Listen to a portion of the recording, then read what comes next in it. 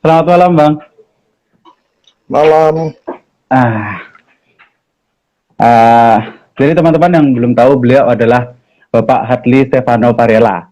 Beliau adalah komisioner KPI Pusat. Nah, sesuai dengan tema malam ini, Bang, kita akan ngobrolin masa depan digitalisasi penyiaran dan pentingnya regulasi pengawasan konten media baru.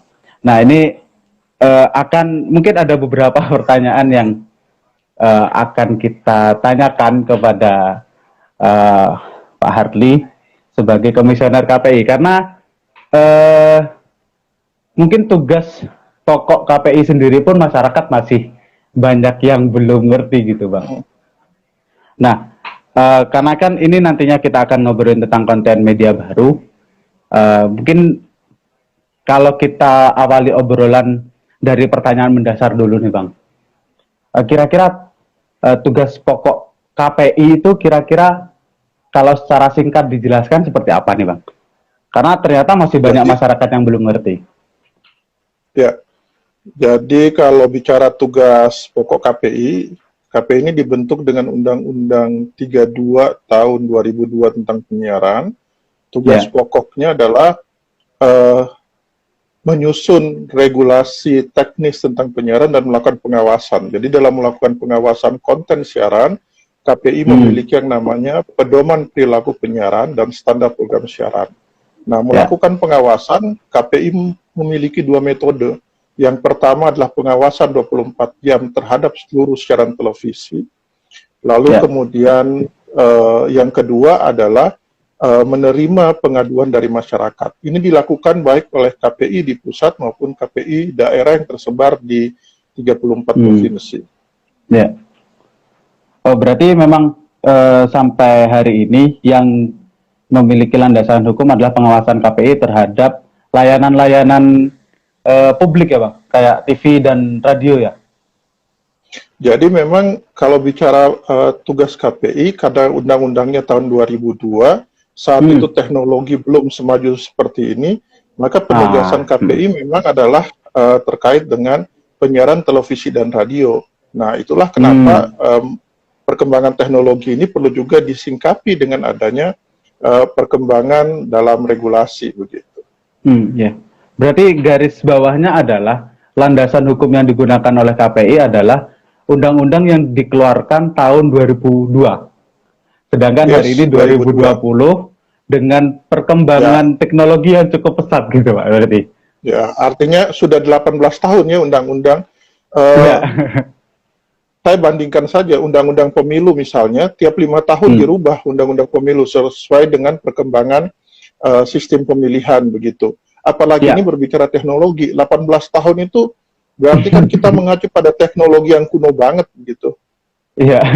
Itu mungkin tahun 2002 dulu TV masih dianggap sebagai teknologi yang paling canggih gitu, Pak ya. Sedangkan Ya, sekarang jadi tahun smartphone. tahun 2002 itu televisi itu masih sangat dominan menguasai ruang-ruang publik begitu. Semua orang pasti menonton Ya. televisi. Kalau hari ini saya sampaikan saja datanya. Kalau hari ini memang menurut data Nielsen masih 98% masyarakat Indonesia menonton televisi. Tetapi Ya. 77% masyarakat Indonesia juga menggunakan internet. Artinya apa? Bisa Hmm. jadi yang 77% masyarakat Indonesia yang gunakan internet itu di saat yang bersamaan sedang menonton televisi juga kan? Karena beririsan tuh Ya. 77 dan 97. Nah, Ya. kalau 97 dan 77 itu dikurangkan, maka tinggal 20% yang real hanya menonton televisi. Ya. 77% itu kemungkinannya menonton TV dan juga menggunakan internet begitu. Ya. Itu kondisi sekarang. Apalagi mungkin kalau yang muda-muda ngidupin TV tapi fokusnya ke HP yang dipegang, Bang. Ya, kemungkinan seperti itu karena TV udah ada di rumah begitu tetap dinyalakan tetapi fokusnya ke HP. Jadi kalau kita juga lihat nih, saya kalau bicarakan suka pakai data nih. Ya, siap. Datanya Hootsuite. Data Hootsuite itu data yang hari ini banyak dipakai untuk melihat dinamika internet hari ini dikatakan 175,4 juta masyarakat Indonesia hari ini menggunakan internet. Itu Ya. setara dengan 64% jumlah penduduk Indonesia. Nah, dan 175 itu menggunakan 175 juta itu menggunakan internet rata-rata nih, kalau di rata-rata 8 jam per hari setiap orang. Itu 8 jam. kondisinya. Oh, jadi memang secara aturan dengan keadaan real di masyarakat yang seperti itu, yang harus dibenahi untuk ya lanjutan dari obrolan ini adalah memang dari undang-undangnya dulu berarti Bang ya? Pasti undang-undang. Jadi gini, kalau bicara undang-undang itu sekitar 10 tahun lalu sudah ada upaya untuk merubah undang-undang penyiaran. Saat itu sedang dipikirkan bagaimana kita mengadopsi atau menggunakan yang disebut televisi digital. Tapi kalau bicara televisi digital itu harus saya sampaikan, itu agak beda dengan bayangan kita televisi menggunakan internet. Televisi digital itu tetap kita menonton di televisi yang ada di rumah itu menggunakan anten UIF gitu ya, tetap ultra high frekuensi begitu, tetap pakai anten begitu. Bedanya apa? Teknologi TV digital itu adalah teknologi yang memungkinkan kalau hari ini kita melihat satu saluran nih televisi, katakanlah kita ambil contohlah TVRI menggunakan frekuensi sebesar bandwidthnya ya, lebarnya 8 MHz.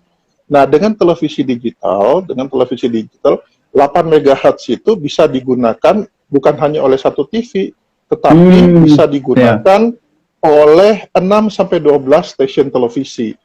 Itu teknologi TV digital. Nah, tujuannya apa? Pemerintah sejak 10 tahun lalu itu berpikiran agar apa? Penggunaan frekuensi yang digunakan oleh televisi itu bisa dihemat.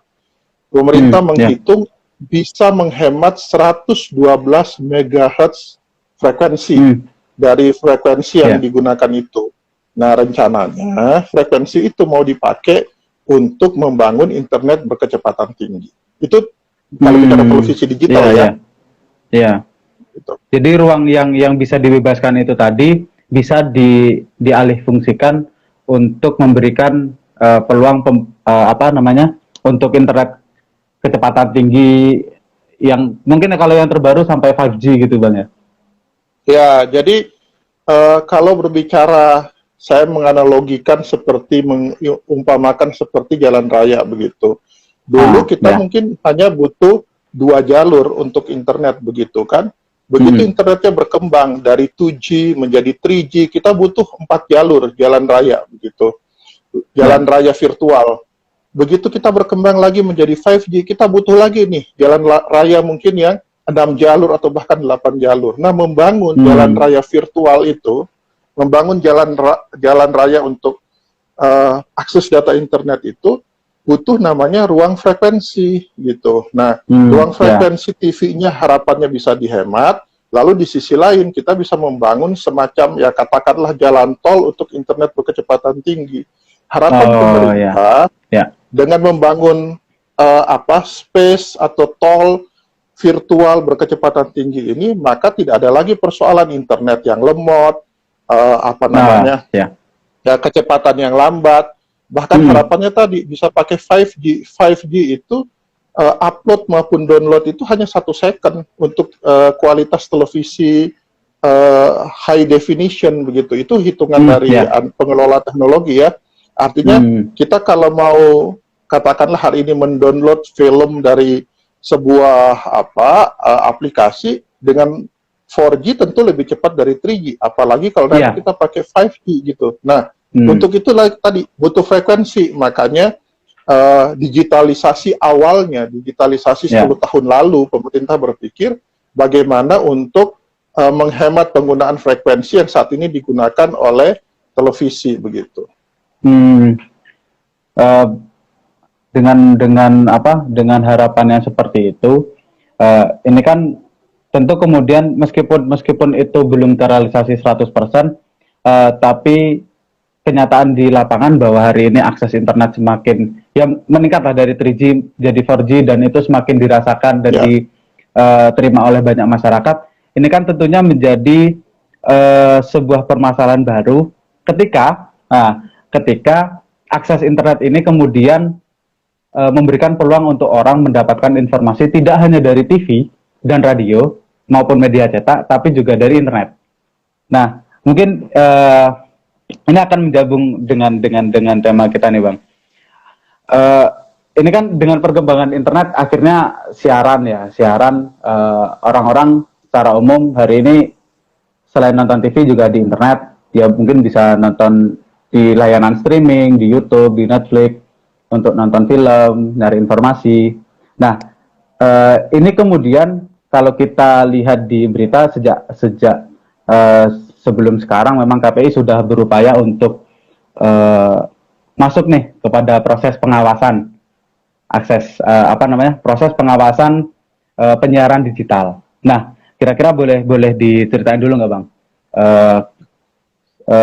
Porsi yang diupayakan oleh KPI itu sebenarnya seperti apa hari ini?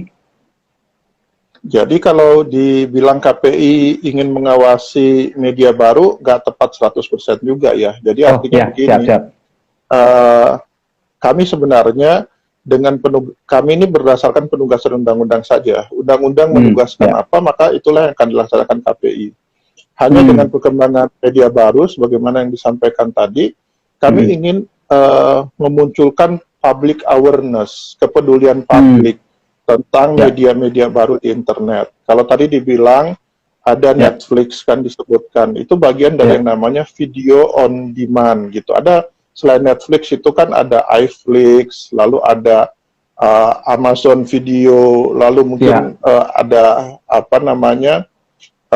beberapa yang lain juga ya. Itu yang di video on demand.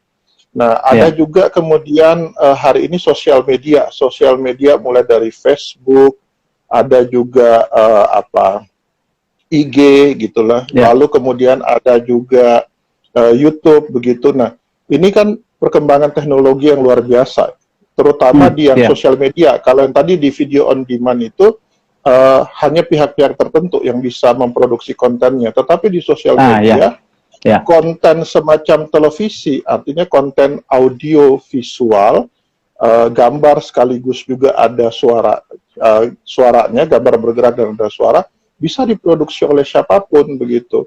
Tetapi kemudian pengawasannya atau kemudian regulasinya belum mengatur sebagaimana di televisi.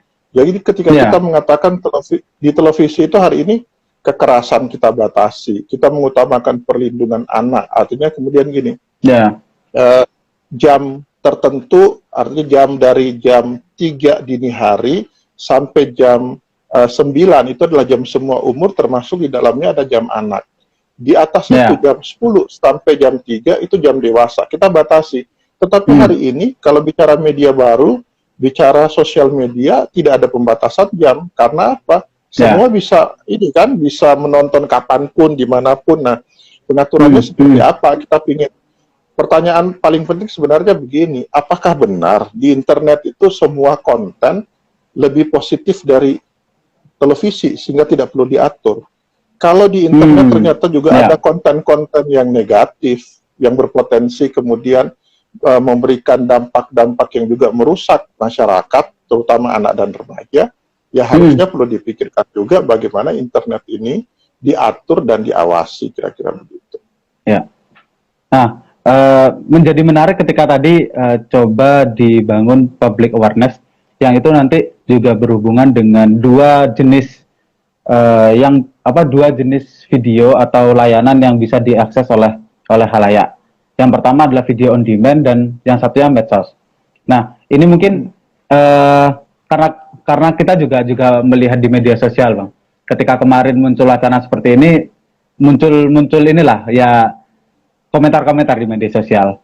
Nah, tentang kalau yang semacam VOD video on demand ini kan ada yang berbayar. Ketika berbayar ini kemudian ada sedikit opini yang menyatakan kalau seandainya udah bayar kok masih mau dibatasin. Nah, itu isu jadi satu hal. Lalu kemudian kalau seandainya gratis, ini tetap ada alasan lagi nih, Bang. Kalau seandainya mau diawasin, kok di TV masih ada yang ya mungkin dianggap karena tidak cocok dengan seleranya akhirnya dianggap yang jelek-jelek di TV aja masih ada kok, mau diawasin internetnya juga. Nah itu untuk menanggapi opini-opini semacam itu gimana nih Bang? Ya, yang pertama, kalau berbayar apakah lalu diawasi? Nah, pertanyaannya begini, kalau konsumsi katakan paling ekstrim, konten-konten pornografi begitu, berbayar, Nah, ya, apakah ya. lalu tidak perlu diawasi? Artinya, pun berbayar harusnya tetap diawasi. Itu pertama ya, diawasi itu agar apa? Indonesia ini kan masyarakatnya itu dari Sabang sampai Merauke dengan berbagai keragamannya begitu. Lalu kemudian kita punya kesepakatan atau bisa membuat sebuah kesepakatan tentang norma umum yang berlaku di masyarakat kita. Mau batasannya seperti apa begitu ya. Nah, kalau bicara video on demand begitu, ada hal-hal yang kemudian kita pernah batasi atau bahkan film yang pernah menimbulkan pro dan kontra di Indonesia ternyata bebas saja tayang di video on demand. Video on demand juga kemudian tidak cukup mengatur tentang misalnya bagaimana perlindungan kepada anak dan remaja karena apapun bisa diakses oleh anak dan remaja begitu. Bagaimana membatasi? Biasanya kan hanya ada keterangan kan ini untuk dewasa mengandung konten kekerasan, seksual dan sebagainya. Itu ada keterangan itu, tetapi tidak ada kemudian pengaturan lebih lanjut bagaimana kepada anak dan remaja. Tetapi yang paling penting begini, yang mau saya katakan juga ini bukan semata-mata ingin mengawasi.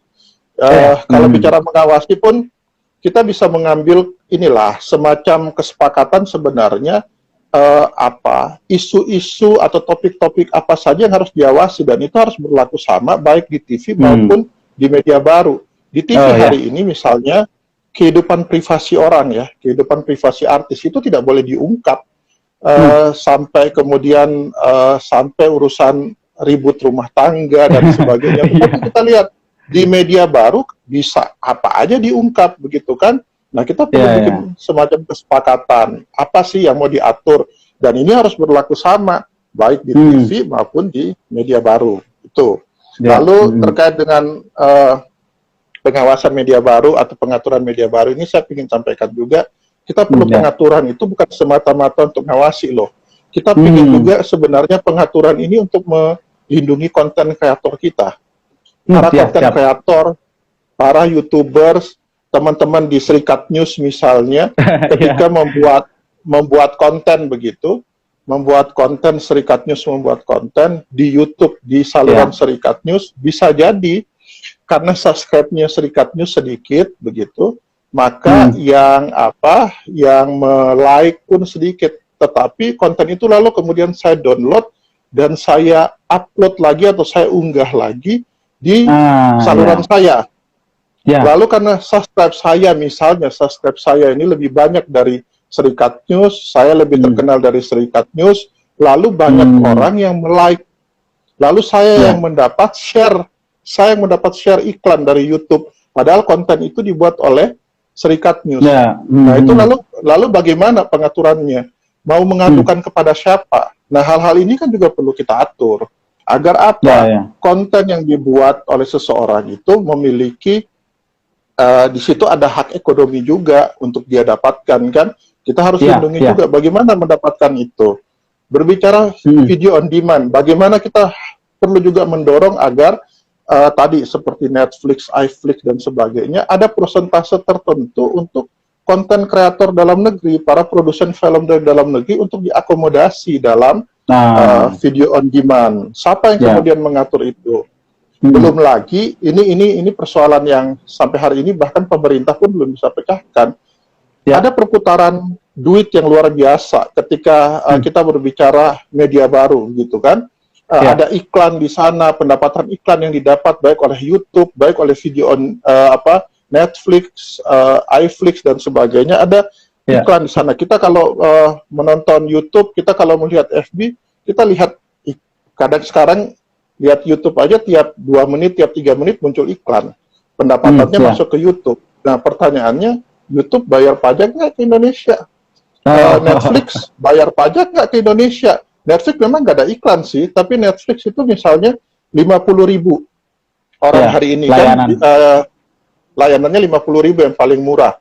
50.000 tadi pengguna Indonesia kan 174 juta pengguna Indonesia. Misalnya 1 juta orang saja, 1 juta orang menggunakan layanan Netflix yang harganya 50.000. Ada 50 juta didapatkan oleh Netflix misalnya.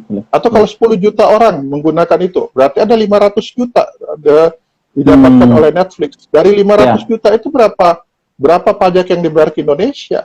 Hari ini bisa saya katakan 0 rupiah. 0 rupiah yang dibayar ke Indonesia.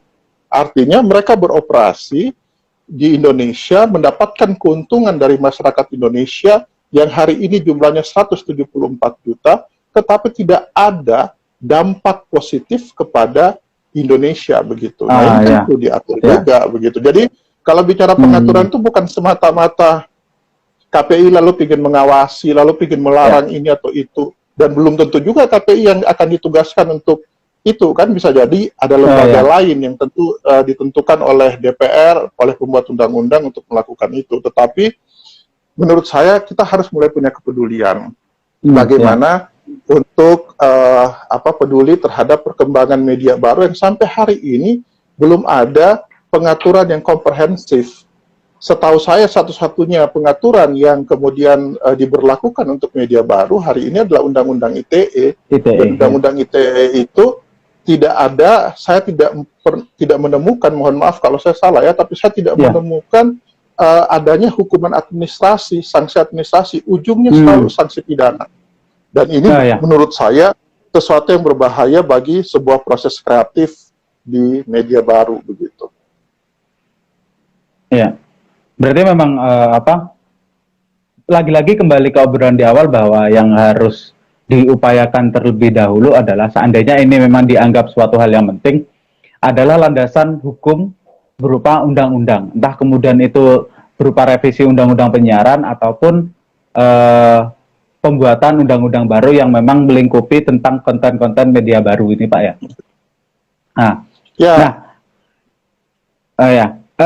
Ini nih mungkin kembali ke bukan kembali sih, meneruskan dari tadi mungkin sembari menambah ini juga pemahaman bersama juga.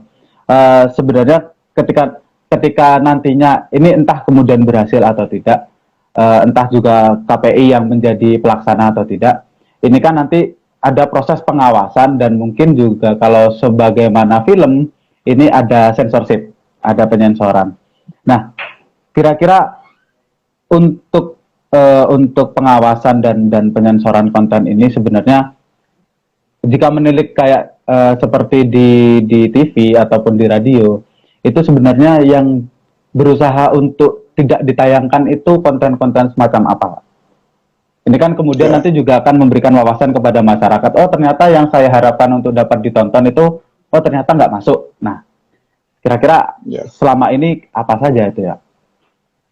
Jadi sebelum menjawab yang teknis itu saya ingin gini mengatakan. Jadi bagi adik-adik, bagi rekan-rekan yang mungkin usianya masih muda dan belum mengalami zaman Orde Baru begitu ya, saya mengatakan, saya mau cerita. Jadi di Orde Baru itu semua konten, baik televisi, bioskop, apapun kontennya, internet saat itu belum ada ya Orde Baru, belum terlalu seperti sekarang. Konsepnya Orde Baru itu kira-kira begini, semua dilarang. Semua itu dilarang, gitu ya. Semua dilarang, kecuali yang dibolehkan. Itu konsepnya Orde Baru. Nah, pasca reformasi, konsepnya berubah. Semua dibolehkan, kecuali yang dilarang. Nah, itu ada bedanya. Kalau semua dilarang, maka sensor itu akan diberlakukan dengan ketat di depan. Semua akan disensor, dilihat di depan. Nah, karena konsepnya sekarang semua boleh, kecuali yang dilarang, maka kebebasan ekspresi itu, kebebasan kreasi itu diberikan kepada semua konten kreator, termasuk televisi. Jadi televisi itu mereka memproduksi dulu. Mereka boleh memproduksi apa saja, membuat itu dulu. Ketika ditayangkan, lalu kemudian ditemukan permasalahannya ukurannya apa tadi? P3SPS, barulah KPI menegur agar kedepannya tidak dilakukan. Artinya kalau bicara konsep pengawasan hari ini sangat jauh berbeda dengan yang kemudian dibayangkan kita melarang ini dan sebagainya nggak ada. Nah, kalau kekerasan, beberapa isu terkait dengan pengawasan KPI di situ bicara tentang misalnya privasi tadi, tidak boleh mengungkapkan privasi yang sangat mendetail, lalu tidak boleh mengungkapkan atau memunculkan gambaran seksualitas gitu, tidak boleh kemudian ada eksploitasi kekerasan begitu, tidak boleh menggambarkan perjudian, lalu kemudian mistik, horor dan supranatural itu hanya dimungkinkan di jam dewasa begitu. Lalu ada pengaturan juga tentang jurnalistik. Itu beberapa pengaturan yang ini menjadi kewajiban bagi lembaga penyiaran mematuhi. Lagi-lagi, apakah KPI melakukan kontrol di depan? Biasanya kan ada yang bertanya, kenapa KPI nggak melakukan kontrol di depan? Begitu, nggak melakukan seleksi di depan. Itu konsepnya konsep lama, dan itu berbahaya kalau lembaga negara diberikan kewenangan untuk melakukan censorship di depan. Itu namanya memberangus kreativitas. Kita kembali lagi ke konsep lama, berarti yang tadi saya bilang semua dilarang kecuali yang boleh. Hari ini konsepnya adalah semua boleh kecuali yang dilarang. Nah, yang dilarang ini kita sepakati, kita bikin kesepakatan konsensus apa sih yang dilarang, atau kemudian dan itu bisa kemudian ini loh dari waktu ke waktu kita atur sesuai dengan dinamika masyarakat itu sendiri. Kira-kira begitulah. Oh, jadi memang yang pertama harus dipahami oleh masyarakat adalah perbedaan konsep antara mungkin dulu yang sangat ketat dan sekarang yang memberikan kebebasan berekspresi lebih. Iya. Oh, jadi sekarang nah, hanya saja tadi saya bilang kalau bicara media baru, saya mau ngambil contoh. Ini karena menurut saya ini fenomena puncak gunung es. Kita beberapa waktu yang lalu melihat kasus Jerings yang kemudian dipidanakan dengan undang-undang ITE, sedang diproses Ini saya mau cerita bagaimana. Lalu sedang dipidana dengan kasus undang-undang ITE. Ada pro dan kontra di situ terhadap apa yang dilakukan Jerings. Ada yang mengatakan bahwa itu kan bagian dari kebebasan ekspresi, tetapi ada juga yang mengatakan yang dilakukan Jerings tidak pantas karena apa? Dia mengumbar kebencian, kemudian tanpa data dan fakta, lalu mengatakan Ikatan Dokter Indonesia adalah kacung WHO, kan begitu kan? Sementara kita sama-sama saksikan bahwa dokter, perawat adalah garda terdepan kita melawan COVID-19, begitu kan? Apakah kemudian pantas disebut mereka kacung WHO? Hari ini kalau berbicara COVID-19, semua negara loh sedang bingung bagaimana mengatasi, bukan cuma Indonesia. Jadi kalau hari ini ekonomi melambat dan sebagainya kan semua negara. Nah, kembali ke kasus Jerings. Karena tidak ada instrumen tadi, saya katakan sanksi administrasi, maka karena bagi sebagian pihak, terutama oleh Ikatan Dokter Indonesia, Jerings dianggap telah mencemarkan nama baik, telah mengungkapkan provokasi kepada masyarakat, maka dilaporkan dengan pasal pidana Undang-Undang ITE. Coba kita bayangkan, kalau suatu saat ada pengaturan media baru sebagaimana pengaturan undang-undang penyiaran, maka bisa dimungkinkan Jerings ini mendapatkan sanksi administrasi. Apa itu? Teguran tertulis dulu. Jadi Jerings diberikan teguran tertulis. Kamu sudah memunculkan polemik, provokasi kepada publik. Maka lembaga ini memberikan teguran tertulis kepada Jerings, begitu supaya tidak mengulangi lagi. Mengulangi kedua, melakukan provokasi, Jerings diberikan lagi teguran tertulis kedua, begitu. Dan setiap kali teguran tertulis diberikan, Jerings diberikan kesempatan untuk menghapus unggahan itu dalam waktu katakanlah 24 jam, begitu kan. Nah, ketika itu dilakukan, sudah dia administrasi saja. Dia melakukan provokasi berikutnya, misalnya ini, dapat teguran tertulis kedua. 2 kali teguran tertulis atau 3 kali teguran tertulis, masih saja melakukan hal yang sama, baru kemudian digunakan pasal pidana. Nah, ini kalau ada pengaturan yang komprehensif terkait konten. Kalau tidak, tadi saya bilang, ini merupakan ancaman yang lebih berbahaya kepada teman-teman konten kreator ketika ada sebuah laporan publik, ada seorang yang merasa pencemaran nama baik, ada apapun yang tidak berkenan di media baru ini, di internet, itu bisa berujung pidana. Tetapi di sisi lain, kadang-kadang orang kan para pihak kepolisian misalnya tidak mau semena-mena juga menggunakan pidana. Lalu apa yang terjadi? Terjadi pembiaran. Ketika ada yang kemudian mengumpat dengan kata-kata kasar, komentar dengan kalimat-kalimat yang tidak memenuhi norma kesopanan, dibiarkan karena dianggap baru kalimat biasa. Ini kan harusnya diambil tindakan juga. Untuk apa? Minimal tadi, sanksi administrasi, diberikan teguran tertulis. Teguran tertulisnya kepada siapa? Pertama, kepada yang membuat konten. Kedua, disampaikan juga kepada pengelola platform atau aplikasinya untuk dicatat akun ini sudah pernah mendapatkan teguran tertulis. Agar kemudian apa? Ada sebuah proses untuk membina kita, membina semua konten kreator, semua pengguna internet, untuk kemudian marilah menggunakan internet ini dengan bertanggung jawab, karena ada rambu-rambu di saat yang mengawasi. Tetapi rambu-rambu itu bukan untuk mengekang kebebasan berekspresi sekali lagi, tetapi untuk mengarahkan bahwa ada sebuah norma umum yang berlaku di masyarakat, ada norma kesopanan, ada norma kepantasan yang kemudian harus kita jaga di masyarakat Indonesia. Oh, siap-siap. Berarti memang ketika seandainya nanti ini ada perubahan, itu akan memberikan peluang, nggak semuanya yang dianggap sebagai pelanggaran akan berujung kepada penjara, paling tidak kan mudahnya seperti itu. Kita lihat kemarin kasus sebelum JRX, ada kasus Ferdian Paleka misalnya, masuk penjara tuh Ferdian Paleka. Coba kita bayangkan, kalau tiba-tiba lalu kita saling melaporkan, saya tidak nyaman terhadap berita yang dibuat oleh Serikat News, lalu saya bisa membuktikan bahwa itu melanggar Undang-Undang ITE. Apa sanksinya? Sanksinya pidana.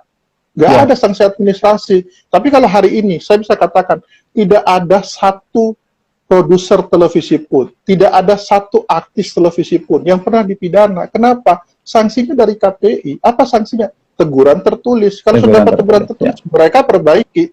Mereka akan perbaiki kontennya itu. Agar apa? Tidak dapat teguran tertulis berikutnya. Karena kalau sudah dapat 2 kali teguran tertulis, programnya kita hentikan sementara. Kemudian penghasilan mereka kemudian menjadi terhambat karena programnya dihentikan walaupun sementara ya. Nah itu sudah memberikan efek jerah. Nah kita ingin sebenarnya pengaturan yang memungkinkan pemberian efek jerah dengan soft treatment begitu kepada konten kreator. Ini yang kemudian menurut saya perlu dipikirkan juga oleh para konten kreator. Jadi jangan cuma berpikir, wah nanti dibatasi, nanti seperti SpongeBob yang di blur gitu, di blur, lalu seperti Shizuka di blur, lalu apalagi padahal kalau mau tanya itu nanti saya jelasin juga itu di blur kenapa, itu bukan KPI juga yang melakukan itu. Oh, nah itu mungkin bisa langsung disambung saja Pak. Akhirnya itu juga menjadi satu hal yang hangat diobrolkan oleh netizen itu. Masa kartun doang di blur sih? Karena konteksnya emang itu bukan konteks yang karena SpongeBob juga ceritanya tentang kayak gitu Pak, bukan konteks yang khusus dewasa gitu. Nah kira-kira itu gimana itu Pak? Jadi blur itu itu bukan sensor, itu bagian dari sensor, salah satu bagian dari sensor ya, itu blur. Jadi pengaturan KPI blur itu hanya terkait dengan identitas pelaku kejahatan, ada aturan tertentu yang kemudian harus bagaimana mengatur itu. Lalu kedua terutama adalah anak yang terlibat dalam peristiwa kejahatan. Itu harus di-blur ini identitasnya. Itu hanya itu pengaturan KPI. Lalu pengaturan KPI yang seringkali disalahpahami oleh industri penyiaran adalah terkait tadi pengaturan seksualitas. Memang diatur bahwa tidak boleh mengeksploitasi bagian tubuh tertentu seperti paha, bokong, lalu belahan dada dan sebagainya. Nah, ini kemudian televisi memaknainya semua yang menyerupai atau mengarah kepada peran manusia juga harus diperlakukan seperti itu. Maka televisi daripada ditegur oleh KPI, takut nih ditegur oleh KPI, diblurlah itu semua gitu. Padahal nggak ada tuh. Nah, saya mau cerita perbandingannya supaya bisa lihat KPI ini orangnya berpikiran sempit atau berpikiran terbuka. Saya mau bandingkan aja. SpongeBob, Shizuka, Sandy dan sebagainya. Ketika kemarin kita Asian Games, ini saya cerita Asian Games, kita melihat voli pantai, ada dong pertandingan voli pantai ya di TV ya. Ada Pak, ditayangkan langsung. Itu kan ditayangkan langsung ya, menggunakan hanya celana dan untuk perempuan ya, dan kemudian bra begitu ya, semacam itu. Lalu untuk lakinya bahkan hanya menggunakan celana, tidak kemudian atasnya tertutup, tidak terbuka begitu. Terbuka ya. Pertanyaannya saat kita semua menonton Asian Games, di blur nggak tuh pemain voli pantainya? Tidak, Pak. Tidak ya? Ya Tidak, itu tidak. KPI nggak blur. Floor voli pantai aja kita nggak blur, kok ngapain Sandy, Situpai dan Sisuka kita blur?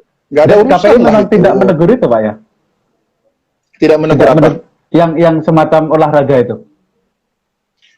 Enggak, kami bukan enggak Ya. kami tidak menegur karena kami sudah sampaikan ke siaran televisi. Jadi begini pengaturan masalah seksualitas itu.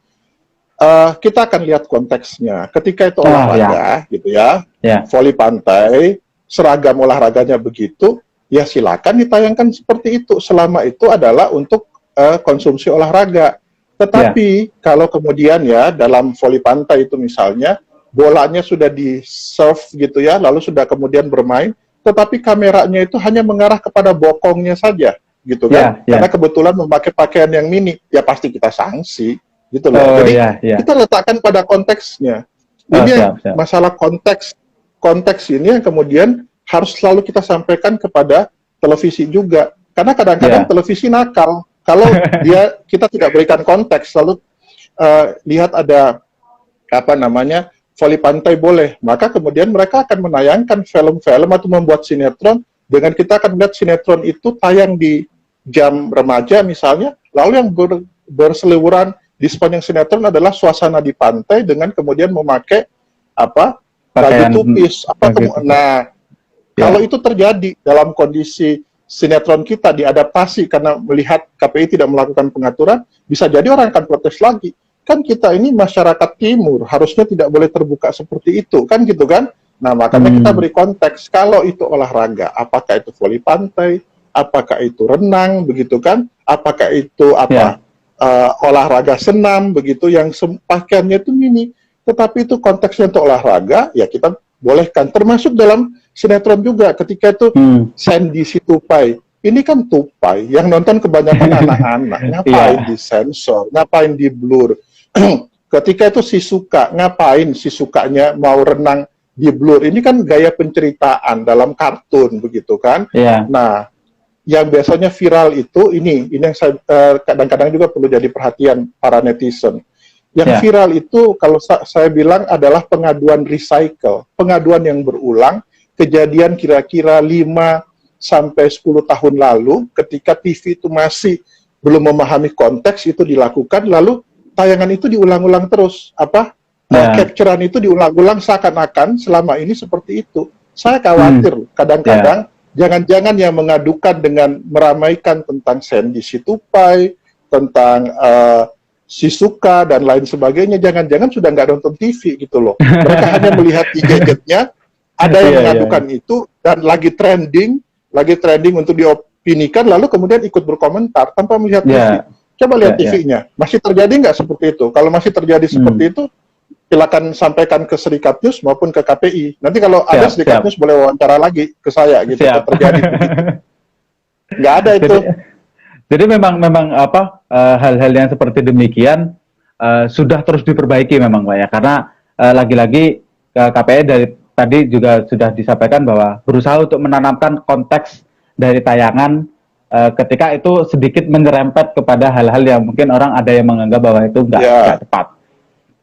Ya, termasuk misalnya bandingan saya bandingan ke media baru misalnya. Kadang-kadang di media baru kita lihat di YouTube lah, banyak juga tuh konten-konten yang dibuat lalu misalnya cuma main gunting batu kertas gitu kan, yang kalah ditampar gitu. Itu konteksnya apa ya? Yang kayak begitu kan kita harus ubah juga cara berpikir teman-teman konten kreator. Ayolah bikin konten itu yang kemudian punya pesan begitu loh. Jangan cuma sekedar, kemarin saya mendengar pidato Pak Presiden itu, jangan sekedar mengejar klik begitu loh. Jangan selalu merasa kita paling benar dalam membuat konten, tapi coba membuat konten yang berfaedah begitu kepada masyarakat. Ini kalau kemudian tadi ada pengaturan yang komprehensif, bisa pelan-pelan menjadi ruang dialog kita atau ruang dialog antara lembaga yang mengawasi bersama masyarakat yang diawasi. Karena lembaganya itu bayangan saya lembaga itu haruslah lembaga yang mewakili atau merepresentasikan masyarakat itu sendiri. Jadi dipilih dari masyarakat, duduk di situ, kemudian membuat norma-norma yang kita sepakati bersama. Itu sih sebenarnya. Nah, nantinya untuk media baru ini apakah sudah dipersiapkan kalau seandainya nanti undang-undangnya jadi ada gitu Pak? Apakah apa yang sudah dipersiapkan untuk metode pengawasan, kita mungkin bahasanya seperti itu, pengawasan terhadap media-media baru, karena tentu sistemnya berbeda dengan TV, dengan radio, tentu sistemnya berbeda. Kira-kira sampai hari ini yang sudah direncanakan itu kira-kira ketika nantinya ini jadi bisa terlaksana untuk pengawasan semacam media sosial, terus pengawasan video on demand baik itu berbayar ataupun tidak, itu kira-kira apa yang akan dipersiapkan atau akan dilakukan nantinya? Ya, jadi kalau berbicara rencana tentu belum ada, karena bahkan membuat rencana pun kita nggak boleh karena kan nanti kalau KPI membuat rencana, KPI GR namanya kan, belum tentu dikasih kewenangan kok sudah bikin rencana. Tetapi kalau pemikiran, gagasan, jadi kan hari ini yang kita perlu bangun itu adalah gagasan, pendapat. Lalu kita mendengar, bahkan bukan cuma KPI yang perlu berpendapat tentang ini. Menurut saya semua masyarakat bisa berpendapat tentang ini. Tetapi saya pribadi berpikir, kalau kemudian ada sebuah lembaga yang akan mengawasi media baru, tentu cara kerjanya tidak sama dengan KPI. Tidak kemudian mengawasi 24 jam semua platform, karena di platform itu ada kemudian jutaan konten di situ kan, nggak mungkin. Maka kemungkinannya kita akan menggunakan teknologi yang hari ini juga sudah disiapkan atau sudah ada di era digital ini, namanya artificial intelligence. Kita bisa kemudian memasukkan algoritma tertentu yang kemudian itu adalah sesuatu yang menurut kesepakatan yang dibuat pengaturan tentang norma itu berpotensi melanggar. Kita masukkan itu dalam algoritma artificial intelligence. Nah, ketika ditemukan atau artificial intelligence mendetek itu, akan muncul notifikasi di pengawasan lembaga tersebut. Maka apa yang harus dilakukan oleh lembaga yang akan mengawasi itu? Memverifikasi karena ketika kita berbicara kasar, kadang-kadang bicara kasar itu di suatu daerah bisa jadi adalah kalimat sapaan, tapi di daerah lain itu kata-kata kasar.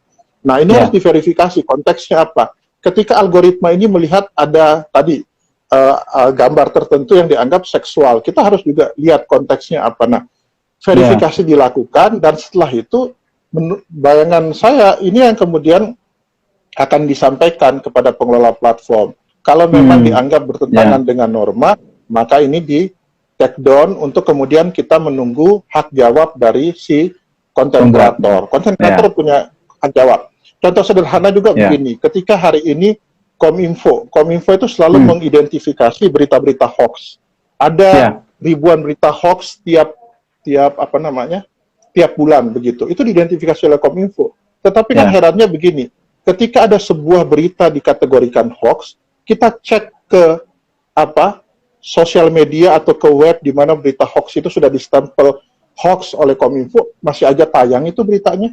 Nah, harusnya kan kalau dalam pengaturan ke depan, ketika Kominfo sudah memberi stempel hoax, maka di saat itu juga berlaku 24 jam setelah itu harus take down yang hoax itu, karena sudah diverifikasi oleh Kominfo hoax kan. Lalu kepada media yang sudah memviralkan, semua sosial media yang sudah memviralkan juga harus take down dalam waktu katakanlah 24 jam. Jika tidak, maka kemudian barulah berlaku sanksi itu. Nah, ini yang perlu diatur gitu. Bagaimana kemudian agar kemudian kita bisa meminimalisir hal-hal negatif di internet.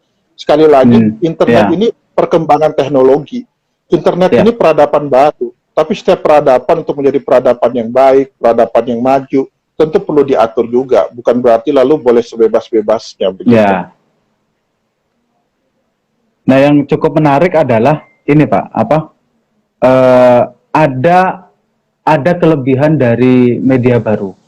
Jadi yang saya garis bawahi adalah kelebihan dari media baru adalah interaksi yang disediakan oleh penyedia layanan antara penonton dengan pembuat kontennya. Bisa berupa like, bisa berupa subscribe, bisa berupa komentar, terutama komentar. Nah, ini kadang yang cukup menggelikan adalah ketika kontennya sudah benar, dianggap sudah benar lah. Bahkan mungkin ceramah gitu. Tapi komennya bisa saja yang justru berbahaya, Pak. yang justru itu mungkin bisa termasuk enggak yang ini. ya itu kalau ke depan kita ngatur secara komprehensif, bahkan yang komentar pun itu yang tadi saya bilang kadang-kadang tadi materinya sudah bagus, tetapi karena berbeda pendapat dengan kelompok tertentu, lalu ada dalam tanda petik buzzer masuk ke situ, lalu kemudian menghujat penceramah itu dengan bahkan kata-kata yang sangat tidak sopan begitu. Dan selama ini tidak pernah diapa-apakan karena apa? Terlalu banyak konten. Itu yang saya bilang. Ini kemudian harus juga bisa dikenakan sebuah sanksi. Tidak harus selalu pidana, tetapi harus ada efek jerak kepada yang begitu. Kalau mau berpendapat, berbeda itu boleh. Berbeda itu bagi di alam demokrasi ini selalu boleh. Tapi gunakanlah bahasa-bahasa yang sopan, yang santun. Lalu berpendapat. Daripada kemudian mencaci maki orang seperti itu ketika sudah membuat konten yang dia lakukan, bikinlah konten tandingan begitu. Buat konten lalu jelaskan dengan gagasan-gagasan. Artinya media baru ini harus kita lihat sebagai sebuah instrumen untuk membangun peradaban yang lebih baik. Peradaban untuk setiap orang menjadi lebih cerdas karena ada banyak informasi di sana. Semua orang menjadi lebih argumentatif ketika berpendapat. Jangan kemudian media baru ini menjadi instrumen untuk hanya sekedar menyebar kebencian, hanya untuk sumpah serapah, memaki, dan menjadikan akhirnya sebagian komentar dan konten itu menjadi ya mohon maaf, konten dan komentar sampah begitu. Kita kan nggak mau, maksud saya gini, ini sudah eranya peradaban digital. Ayo kita membangun peradaban digital Indonesia yang bisa dibanggakan. Jangan sampai Indonesia ini menjadi residu digital atau sampah dalam peradaban digital gitu loh. Ayo kita ini harusnya punya kepedulian untuk itu. Itu yang saya bilang. Ayo kita punya public awareness terhadap media baru. Sekali lagi bukan untuk mengekang, bukan untuk membatasi, tapi bagaimana untuk yang negatif ini kita minimalisir, lalu kemudian yang positif kita munculkan. Sembari itu ke depan lembaga baru atau lembaga yang diamanatkan untuk pengawasan itu juga punya tanggung jawab untuk melakukan literasi digital, literasi kepada seluruh masyarakat pengguna teknologi digital ini. Berarti nantinya memang harus ada kesepakatan-kesepakatan tertentu antara pemerintah dengan penyedia layanan itu sendiri yang beroperasi di jaringan Indonesia gitu Pak ya? Kalau saya bukan pemerintah sih, harapannya memang ada pengaturan undang-undang di mana ada peran-peran pemerintah, misalnya terkait dengan peran pemerintah, misalnya terkait dengan pajak, terkait dengan perizinan, itu bisa jadi peran pemerintah. Tetapi kalau konten, saya berpikir bahwa itu harusnya adalah sebuah lembaga yang representasi dari civil society, lembaga yang representasi dari masyarakat itu sendiri. Ada perbedaan konsep yang fundamental antara pengawasan yang dilakukan oleh pemerintah dengan pengawasan yang dilakukan oleh institusi masyarakat. Kalau pemerintah, karena ini instrumen negara, maka cenderung kemudian memiliki kewenangan represif begitu. Lalu kemudian bahasanya tentu bahasa pemerintah. Tapi kalau ini publik yang itu beragam, lalu civil society yang mengawasi, tentu bahasanya adalah bahasa dialog.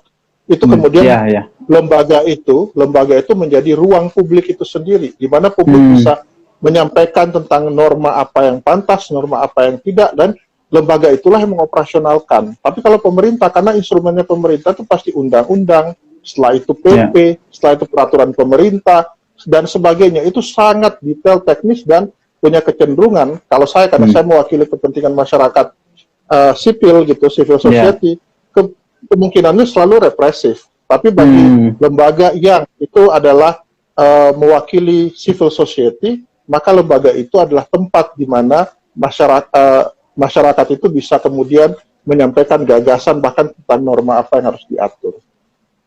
Oh, jadi memang yang lebih ditekankan adalah peran serta masyarakat umum, masyarakat sipil, terutama sebagai penikmat dari konten itu sendiri, Pak ya? Ya, jadi sebagai penikmat konten, sebagai yang membuat konten, sebagai yang mereproduksi konten, artinya konten yang sudah ada di repackage, dibuat ulang, atau yang memviralkan konten, kita perlu kemudian duduk bersama, bayangan saya ada sebuah lembaga yang diberikan mandat untuk kemudian menghimpun seluruh menghimpun sebanyak mungkin partisipasi publik untuk menerapkan norma bersama dalam bentuk, kalau bahasanya itu konsensus pengaturannya tentang apa saja, dan ketika itu dilanggar sanksinya seperti apa. Ini diatur oleh sebuah lembaga yang representasi masyarakat sipil. Nah, ini mungkin sampai di pertanyaan terakhir, Pak. Kira-kira kalau dari sudut pandang Bapak sendiri untuk melihat masa depan dari media baru, konten-kontennya ke depan, ini kira-kira apa saja yang harus diawasi bersama, terus kemudian sebagai pegangan lah, Pak. Kira-kira kalau seandainya nanti jadi ada aturan, itu kira-kira masyarakat sipil juga sudah punya pandangan nih kira-kira. Nah, kira-kira pesan Bapak sendiri untuk ke depannya ini gimana? Ya, yang pertama, digitalisasi dalam arti digitalisasi yang terhubung dengan internet itu sebuah keniscayaan dan sudah hadir di tengah kita. Ke depan ketika pemerintah berhasil membangun teknologi 5G begitu, maka internet ini akan semakin banyak diakses oleh masyarakat dengan kemudahan fasilitas aksesnya begitu. Maka tentu perlu diulangi dengan kecerdasan masyarakat penggunanya. Dibutuhkan kecerdasan literasi di satu sisi. Sisi lain tentu kita membutuhkan sebuah regulasi. Hal-hal teknis apa yang perlu diatur menurut saya perlu sekali lagi yang saya sampaikan tadi, perlu dimandatkan kepada sebuah lembaga yang merupakan representasi civil society, representasi dari masyarakat sipil, untuk bersama-sama dengan masyarakat itu sendiri mengatur batasan-batasan dan rambu-rambunya. Jadi kalau hari ini tanyakan ke saya, tentu saya belum bisa mengatakan itu. Tapi kita berharap bahwa ada public awareness, ada kepedulian publik, lalu kita bisa mendesak kepada pembuat undang-undang, dalam hal ini pemerintah bersama DPR juga untuk kemudian aware, untuk peduli terhadap isu ini, dan kemudian mensegerakan sebuah undang-undang yang memungkinkan adanya sebuah lembaga yang mengatur bukan saja tentang konten di lembaga penyiaran, tapi bagaimana juga konten-konten di media baru begitu. Terima kasih Pak, pemaparan yang sangat luar biasa tadi. Setidaknya ini pasti sudah memberi gambaran kepada kita semua bahwa selama ini mungkin pandangan-pandangan negatif terkait censorship dan pengawasan yang mungkin agak salah arah ini sedikit banyak harusnya tadi sudah jelas dengan pemaparan Bapak. Terima kasih. Saya mewakili teman-teman Serikat News. Terima kasih kepada Bapak Hafti karena malam ini sudah bersedia untuk ngobrol bareng kita. Terima kasih atas waktu dan pemaparan yang sangat jelas. Semoga kita mungkin bisa bertemu di lain waktu, Pak. Baik, terima kasih sekali lagi, terima kasih teman-teman Serikat News, dan sekali lagi salam konten digital yang baik dan berkualitas. Salam konten digital yang baik dan berkualitas. Selamat malam Bapak, terima kasih. Selamat malam.